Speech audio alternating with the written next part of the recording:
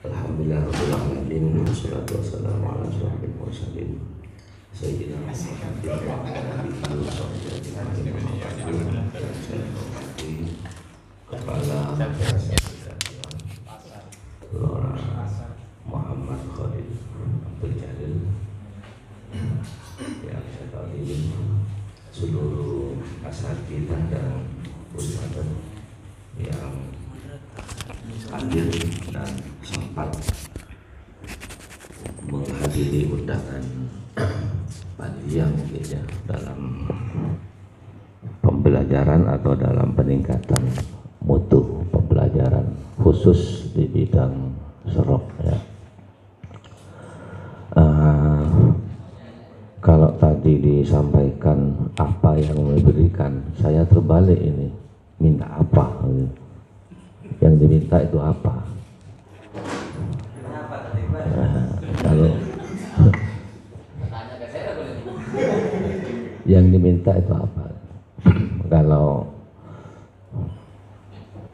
yang disampaikan apa yang harus saya berikan, ya tentunya simpel saja, bahwa ilmu sorab ini menghemat waktu ya, karena sudah termakan setengah jam. Ilmu sorab ini adalah ilmu yang tidak banyak peminatnya, berbeda dengan nahwu, sehingga di mana-mana bahkan di hampir semua lini itu ditemukan kelemahan-kelemahan. Bukan berarti saya di depan ini orang yang pintar, bukan, tetapi kita semuanya sama-sama belajar. Kok enggak bisa dibuka? Apa memang laptopnya ini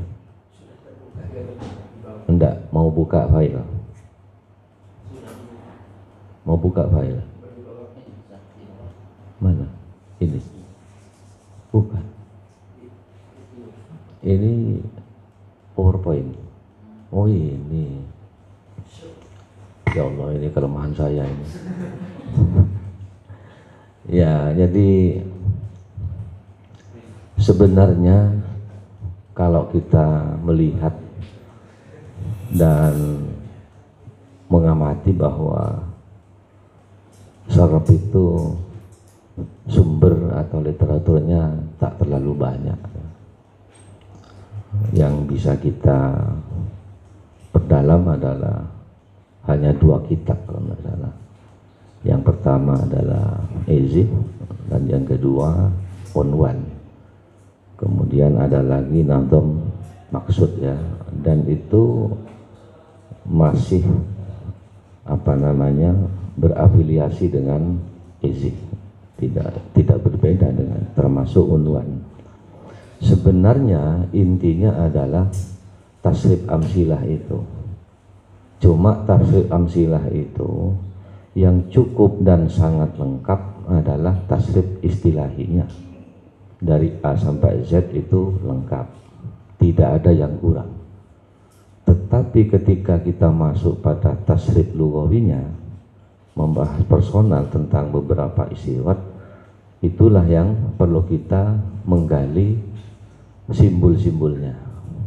Nah, saya sudah membuka dan mempelajari, bahkan sudah ada bukunya, bahwa dalam tasrif amsilah itu tidak dijelaskan dan dirumuskan secara lengkap tentang tasrif lughawi.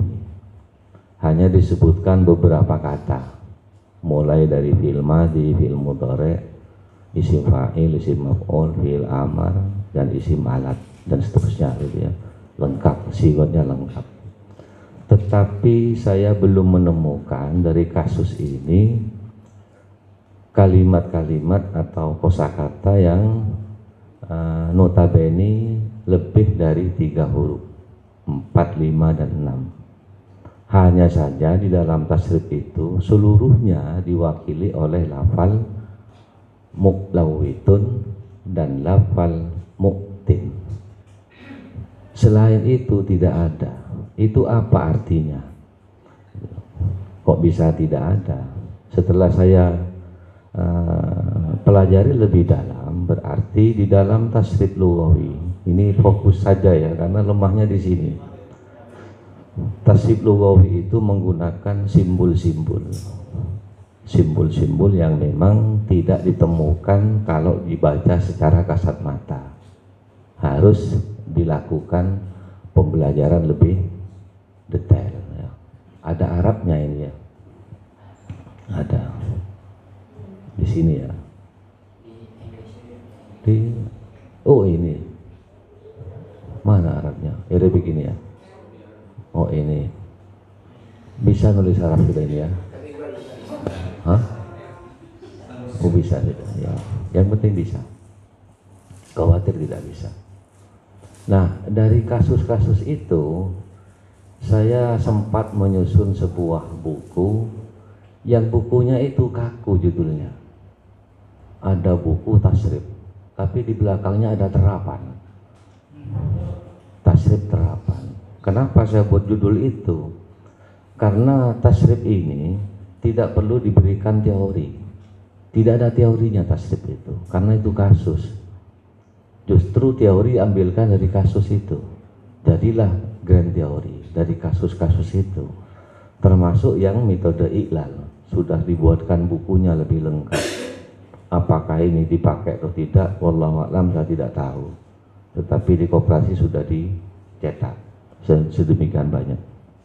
Dulu pernah nyetak 2000, sudah pernah nyetak 1000, dua-duanya ya, dengan tasrif itu. Dan itu kalau di MTI digunakan. Nah, berangkat dari kasus-kasus ini, maka kita lebih detail lagi kalau masuk ke dalam tasrif. Di dalam tasrif itu simbolnya bina sohe, bina ajwab, dan bina nakis. Sedangkan yang bina misal itu hanya ditemukan 2 kata di dalam tasrif lugawinya di belakang. Kalau tasrif istilahi saya tidak berbicara banyak karena lengkap. Siapapun disuruh nasrif itu pasti bisa, karena gambarnya lengkap, berbeda dengan yang lughawi. Nah, saya menemukan sebuah teori di dalam sebuah renungan, bukan penelitian, anggap renungan ya, renungan, dan itu menemukan di tempat yang tidak terpuji menurut saya. Ya. Pada tahun 2001 kalau tidak salah ya, saya dipanggil Ki Habib, Sorapria, coba tekunin. Saya memang tidak menekuni saat itu. Akhirnya saya kemana-mana berpikir sorok. Sampai kuliah S2 berpikir sorok. Sampai di S3 juga berpikir sorok. Akhirnya saya menemukan di tempat yang tidak terhormat. Mohon maaf ini, karena saya sampaikan di sini kan itu kasus saya juga. Saya satu saat masuk kamar kecil dan lepas renungan saya, tidak ada hambatan di situ. Mohon maaf saya sampaikan, karena ini kasus saya. Lepas dan saya menemukan gambaran-gambaran di situ, sampai saya dimarahi sama istri itu. Mak, WC punya tulisan-tulisan. Belum di keramik isinya dulu. Punya tulisan-tulisan kan. Tahu kok geguk paling. Akhirnya saya temukan bahwa tasrif lughawi itu kuncinya adalah 2 huruf dari belakang. Itu pasti. Kalimat apapun 2 huruf dari belakang itu pasti. Kalau 2 huruf di belakang itu ditekuni dan diamati, siapapun pasti bisa. Dan itu ada rumus-rumusnya juga. Saya buatkan rumus-rumus aja di dalam buku, namanya tasrif itu. Nah, berangkat dari itu saya menyusun 2 buku, tasrif dan metode iklal. Itu kasus semuanya. Dan sorob ini tak lepas dari kasus. Tidak ada sorob yang tidak kasus, pasti kasus. Misalnya ya, kita akan menyelesaikan kalimat ini. Oke, yang di depan itu tidak. Ini kompor apa kan ini ya? Kok bisa begini? Ini bisa dibaca berapa ini? Langsung saja biar cepat. Bisa dibaca berapa? Bisa dibaca alku, bisa alkau, bisa ulku gitu ya, wa idza ulku dan seterusnya, wa alqau dan seterusnya, kemudian alku dan seterusnya. Ini kasus ini di dalam ayat sepertinya ceritanya Nabi Musa. Kalau ini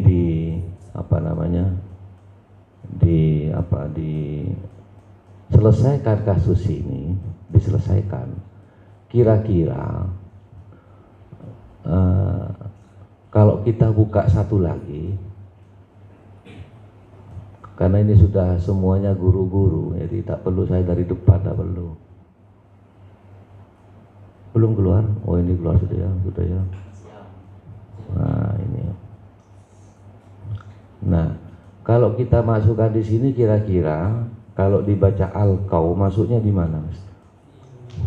Di fi'il mati personal berapa kira-kira? Ini langsung saja. Alqau misalnya. Alqau, alqoya berarti di sini ya, di sini. Jadi tulisnya di sini. Kalau dimasukkan di situ kecil ya, tak apa-apa dah. Sepenting paham tapi kecil sekali ya. Gimana cara membuat ini besar? Bisa diperbesar? Ya berbesar. Ini mungkin ditarik. Di bawah aja, di bawah ini. Ya diperus aja, diperus. Nah kelihatan? Alqau. Kalau dibaca alku, masuk di mana posisinya? Ini lebih cepat, lebih fi'il aman. Masuk posisi nomor berapa? Nomor 3 juga. Berarti di sini ya. Di sini, di nomor 3 ini kan ya. Kalau dibaca ulku, ulku fi'il mudhari'. Ulku. Oh. Kok bisa fi'il mudhari'? Tanda fi'il mudhari'nya apa? Fi'il madi mabni majhul. Ambil papan saja. Ini kan sama-sama ustadz dan ustadzah sudah. Kan tidak mungkin berbuat yang tidak bagus. Agak sulit kalau di komputer.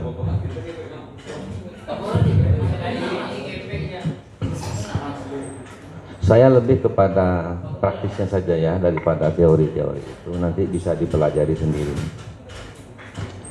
Karena apapun pasti berangkat dari kasus. Dari kasus. Pasti ada kasus. Nah, ini setelah ini baru saya masuk ke tasrif lughawi yang sekian rumus itu.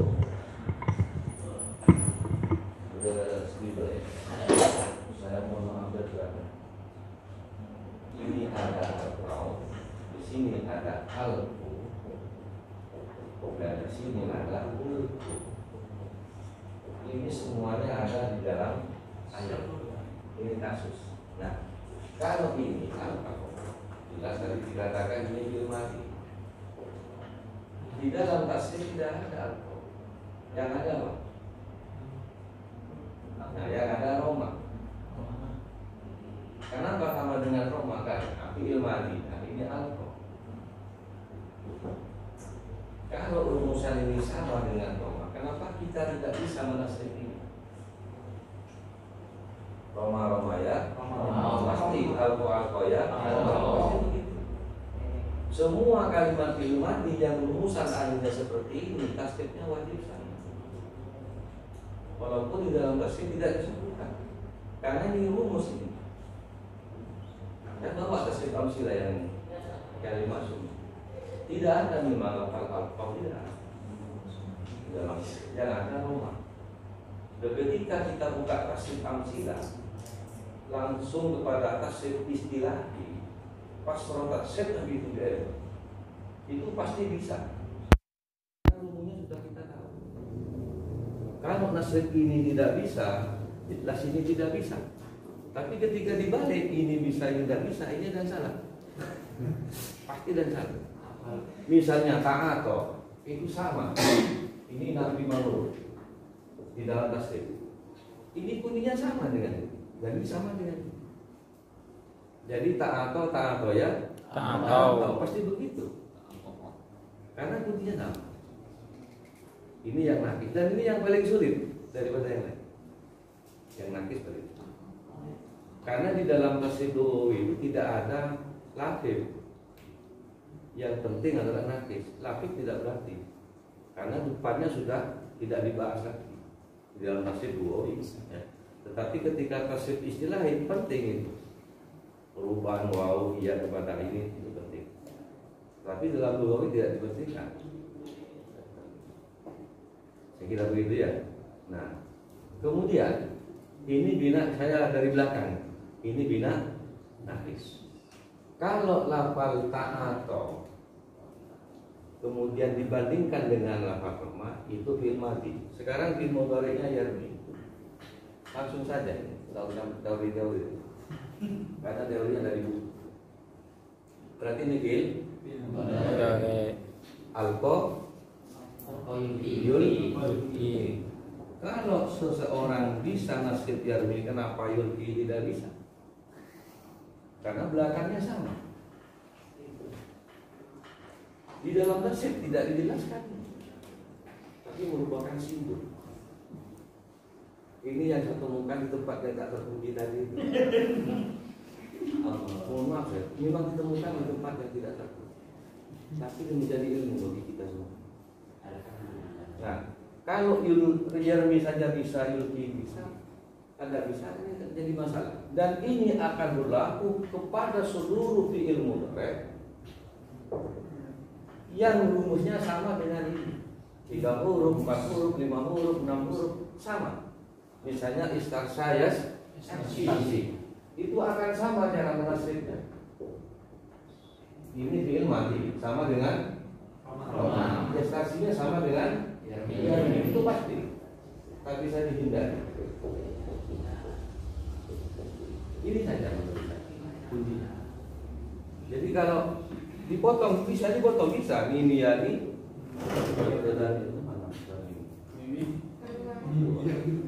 Mimi yani, sisi yani, pasti bisa. Misalnya ada kalimat panjang sekali, panjang sampai nggak bisa dibaca. Tapi belakangnya seperti ini. Fi'il madhi. Sampai panjang. Maka yang depan ini jangan diperhatikan, karena ini bukan tujuannya tasrif.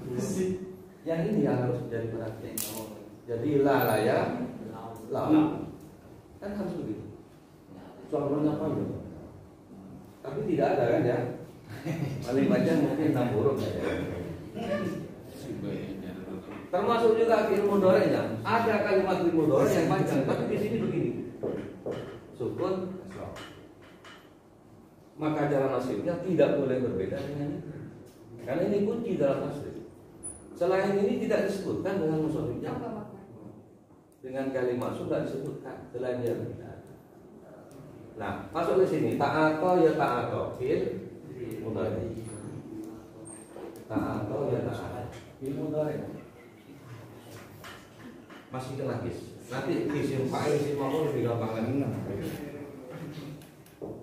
Ya ta'ato. Ini fi'il mudhari'. Di dalam tasrif amsilah tidak disebutkan. Saya yakin bahwa rumusnya adalah di belakang, walaupun fi'il mudhari'. Karena ini yang menjadi kunci. Maka cara menasrifnya harus sama dengan kalimat yardo. Karena fi'il mudhari'. Harus sama dengan ini. Kalau seseorang bisa nasrif ini tidak bisa, itu masalahnya besar.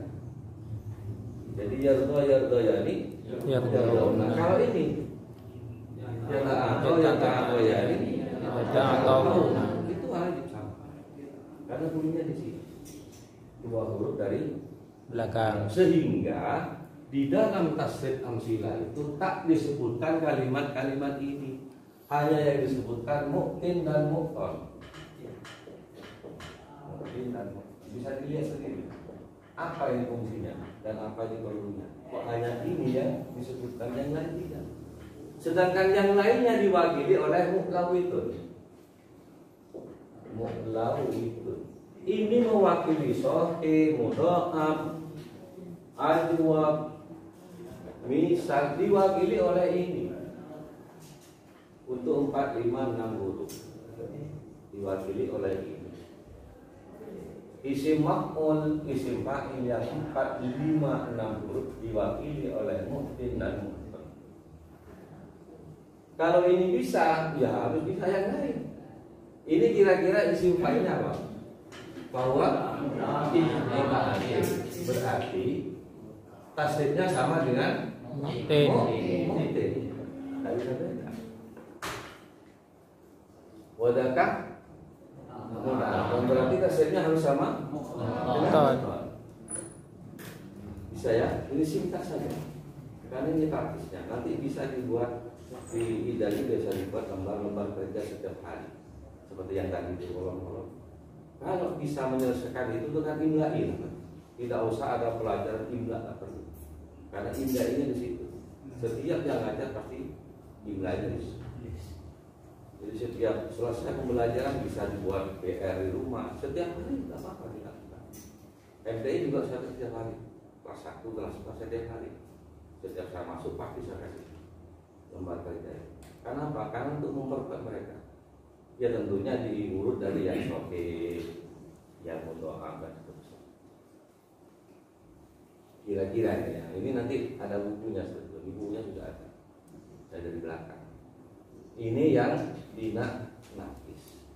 Bina nakis yang 5, 4, 5 huruf pasti terjadi seperti ini. Pasti. Dan ini akan berimbas kepada 3 hurufnya. Cuma di 3 hurufnya sudah disebutkan lebih dulu. Di situ ada rodin, ada romin, ada wazin. Sebuah bina nakis yang 3 huruf disebutkan di situ. Ada wazin ya. Itu tetap 2 huruf dari belakang. Kenapa 2 huruf? Ini kan 2 huruf besar. Nah, kita langsung awalnya ini wazin. Awal-awalnya asil namanya wazibun. Itu asil namanya, bukan asal. Asil itu wazibun, tapi asalnya bisa wazib. Jadi kalau sudah pada asalnya itu asil di dalam sorok. Tetapi ketika aslu cukup pergantian dari wawiyah. Nah, ini kan di dalam metode idah menjadi teori. Jadi asalnya berwazin, berarti wazin ini kembalikan ke sini supaya bisa nasib. Kalau tidak dikembalikan ke sini nanti bentuk keduanya nggak bisa. Wazin, waziani, wazuna, guzaun, guzan, guzat. Kalau tidak dikembalikan ke sini tidak bisa. Karena apa? Karena kuncinya tetap 2 huruf juga. Kalau ini kan cuma 1 huruf kelihatannya, walaupun itu huruf. Kemudian ini yang sulasi. Apakah yang berubah sama? Sama, cuma jumlah saja yang tidak sama. Kalau 3 huruf pasti 10 ke bawah. Ada bawah sih di sini. Dan ini kunci, tidak ada yang lain. Yang lain tidak ada. Berarti ini menjadi kunci seluruh bina nakis. Tidak lain, hanya rodin. Rodin sepertinya rodin tidak ada. Nah, kita masuk sekarang. Kalau ini sudah paham atau ada pertanyaan? Ada kasus? Kalau diberikan teorinya banyak. Ini aja dibuat teori.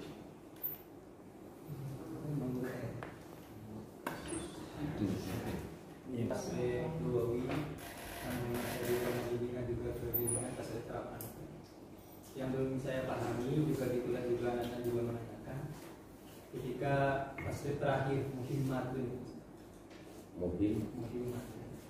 Oh, yang di belakang. Kan teorinya kan kalau yang mujarrad itu failnya ada 10, kalau yang mazid ada 6, set dengan alat tertentu. Ya. Kemudian yang terakhir itu ada yang wafawaya seperti fatim berbawah itu kemudian sudah berhubungannya wafawaya. Nah itu ditanyakan kenapa kalau tidak wafawatin kok wafawaya sementara setelahnya itu nanti tidak sama. Yang lain jangan-jangan sama pertanyaan itu. Ini ada. Saya ceritakan kalimat itu dari guru saya di Kilo, namanya Kiai Haji Imam Harumai. Itu mengabdi Kiai Maksum selama 6 tahun. Tidak pernah ngaji, tapi beliau hanya melayani, buat kopi, apa namanya, membawa ke musola, dan seterusnya. Sejetin di baju, tidak pernah ngaji. Dia mengantar Kiai Maksum ke musola, dibijitin selama 6 tahun. Dan abahnya Kiai itu susah karena tidak pernah ngaji. Ternyata 6 tahun kemudian beliau disuruh pulang sama Kiai Maksum. Disuruh pulang, lalu mulai bercokok dan bibitnya. Nyampe ke rumah di Karangarjo itu, seluruh kitab bisa dibaca. Dan beliau bercerita bahwa tasrif ini oleh Kiai Maksum ditulis atas perintah gurunya di Timur Tengah. Bawa tasrif ini ke Indonesia. Beliau bermimpi tengah malam bangun, saya lupa harinya ceritanya. Itu dan jam 00 beliau ambil butuh, sebelum subuh sudah selesai tasrif ditulis. Sebelum subuh sudah selesai. Saya kaget karena saya baru belajar sorot saat itu, baru belajar pahala yang lupa. Dan kalau tidak apa pasti dipecuti. Enggak tamam itu. Tamam itu kalau santrinya nggak apa kan langsung persis seperti itu. Jadi lengket, masih sakitnya di sini terasa. Sampai hari ini masih ada rasanya. Itu mungkin apa nggak tahu juga ya, mungkin barokahnya. Saya tidak terlalu banyak belajar sorot itu. Sampai di sini dibagi dekat itu. Nah, tentang penulisan Al-Muhimmah di belakang itu memang itu sangat kasuistis. Tidak bisa disamakan dengan kalimat-kalimat sepadan yang ada di dalam tasrif secara umum, ya. Itu kasuistis. Dan tidak semuanya diaplikasikan ke situ. Misalnya ada lafal yang sama pakai jangan, karena itu sama itu. Semuanya sama yang ada di Muhimmah itu tak bisa diukur dan tak terukur. Itulah hebatnya Kiai Maksum. Secepat itu menulis dan mencari kasus-kasus. Sama lemah, ada sama itu ceritanya. Pas kita ini mengabaikan tasrif dia salah. Jangan nasibnya kafir kufron. Padanannya adalah tabayat itu bukan taubatan tapi YouTube. Tabayat itu YouTube.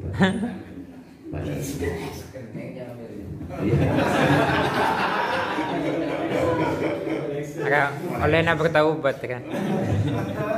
Ya itulah, sorot ini sepilih, kayaknya sepilih karena kitabnya kecil, isi dan membuat yang paling dominan. Tetapi yang lain sudah tidak dibaca lagi seperti salahnya apa maksudnya. Saya pernah baca 2 kali di musola itu, tapi saya baca juga nggak paham apa maksud, tapi tidak paham, tapi saya sampaikan karena ditugas untuk ngajarin itu. Ada yang ambil dulu, ada baca ini untuk tak mampu saya cuma saya baca saja.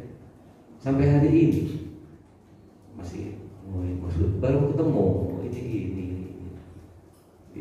salah maksud atau maksud. Itu paling rumitnya kitab itu. Yang lain tidak terlalu rumit. Yang standar ya isi itu dengan tasrif itu paduan. Nah ketika paham tasrif, yang lain tinggal menarik. Oh ini kalau kita tasrif ini contohnya, tinggal menarik. Jadi tasrifnya dulu dibuatkan, baru ngisinya. Kenapa? Karena diisi itu pemetaan yang ada di dalam kitab tasrif. Pemetaannya sih. Bahwa situasi model sekian, rubah sekian itu pemetaannya di situ. Hanya saja tasrif di dalam kitab isi itu tak lengkap, ya. Tak lengkap dijabarkan. Hanya disebutkan yang penting-penting. Sehingga saya di situ ada tasoba, yang tasoba, tamapa, yang lain juga tidak ada. Itu yang penting. Yang nggak penting mungkin tidak disebutkan juga karena sudah ada di tasrifnya. Kalau kita tasrifnya buat, insya Allah enggak. Insya Allah. Lebih enjoy ngajar sorab itu paling enak. Saya dari rumah ada bawa apa-apa, menemukan di kelas kadang-kadang. Bapak ini dibahas, selesaikan ini. Ada sebuah kalimat ya, misalnya latarun narjati. Kalau sempat ente saya kasih latarun kosong. Ya, latarun narjati. Lam yattasil.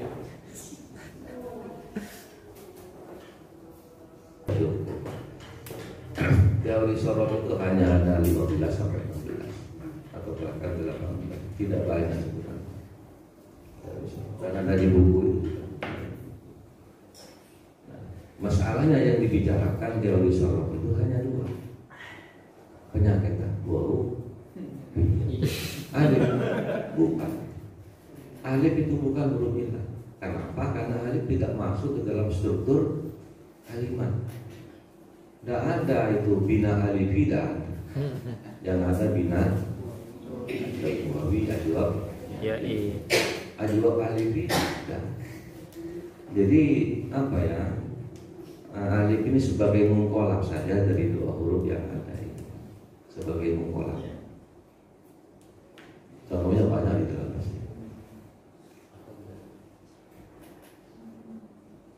Latarunna. Latarunna jadi. Ini kan kasus.